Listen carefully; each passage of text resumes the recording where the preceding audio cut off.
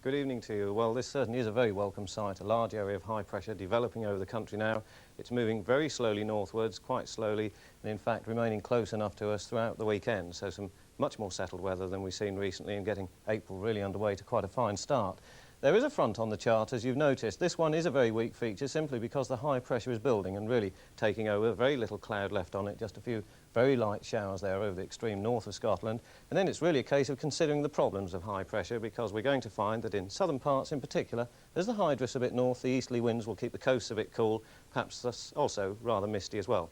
Let's start with tonight then and see just where the misty weather's going to be. And really, much of the country tonight is going to have a fairly dry night, but certainly a misty night just about everywhere. There are going to be one or two fog patches around as well, particularly in western and northern parts of the country.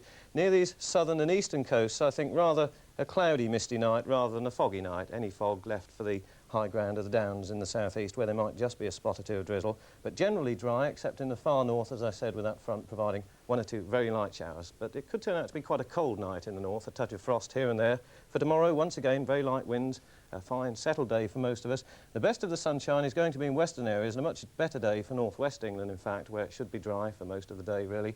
Just one or two of those very light showers to begin with in the far north of Scotland, the northernmost part of the mainland, Orkney and Shetland.